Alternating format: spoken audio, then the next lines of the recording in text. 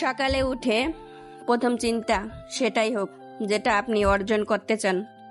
মনে রেখো, তোমার প্রতিটি সংকল্পই তোমার ভাগ্য নির্ধারণ করে।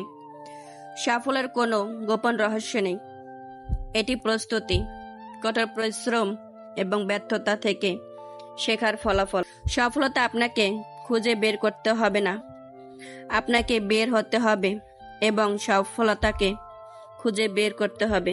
কল্পনায় সফল হওয়ার চেয়ে বাস্তবে ব্যর্থ হওয়া ভালো। আমি প্রতিদিন সকালে উঠে চিন্তা করি যে আমি আগামী 24 ঘন্টায় আমি আমার ভাগ্যকে কতদূর নিয়ে যেতে পারবো। জীবনে ভুল করাও দরকার, ঠিক তাকে উপলব্ধি করার জন্য। আমাদের এটা মেনে নিতে হবে যে আমরা সব সময় সঠিক সিদ্ধান্ত নেব না। আমরা কখনো কখনো রাজকীয়ভাবে ক্ষতিগ্রস্ত হব। বুঝতে পারবো যে ব্যর্থতা সাফল্যের বিপরীত নয়, এটি সাফল্যের অংশ। বিশ্বাস জীবনকে গতিময়তা দান করে, আর অবিশ্বাস জীবনকে দুর্ভিক্ষ সহ করে তোলে। তোমার পরে যাওয়া মানে হেরে যাওয়া নয়। তুমি মানুষ, কোনো দেবতা নয়। পরে যাও, ওঠো, দাঁড়াও, নিজেকে গড়ে তোলো। যদি তুমি কখনো অপমানিত বোধ করো, তবে অপরকে সেটা বুঝতে দেবে না। কই ফুটন্ত জল যা আলুকে নরম করে, তাই আবার ডিমকে শক্ত করে, সেটাই প্রকাশ পাবে। আমি যা ধারা তৈরি, পরিবেশের ভূমিকা খুবই শুকনো।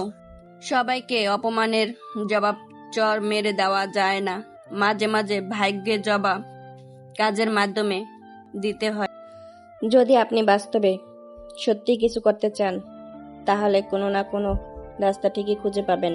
আর না, যদি কিছু করতে চান, তাহলে আপনি অজুহাত ঠিকই খুঁজে পাবেন। শুধু পেরে ওঠা নয়, চেষ্টার চেয়ে বড় সফলতা আর কিছুই হয় না। অসম্ভব শব্দটি শুধুমাত্র একটি মতবাদ। সব ধরনের নিশ্চয়তা, হতাশা আর বাধা সত্ত্বেও নিজের সবটুকু দিয়ে সফল হওয়ার চেষ্টাই শক্তিমান মানুষকে দুর্বলদের থেকে আলাদা করে। সাহস মানে ভয় থাকা নয়, সাহস মানে ভয় থাকা সত্ত্বেও তাকে জয় করার চেষ্টায় আত্মবিশ্বাস নিয়ে এগিয়ে চলা। সামনে এগিয়ে যাওয়ার মূল মন্ত্র হলো শুরু করা।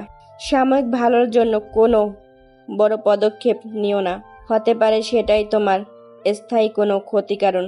আমাদের এটা মেনে নিতে হবে যে আমরা সব সময় সঠিক সিদ্ধান্ত নেব না।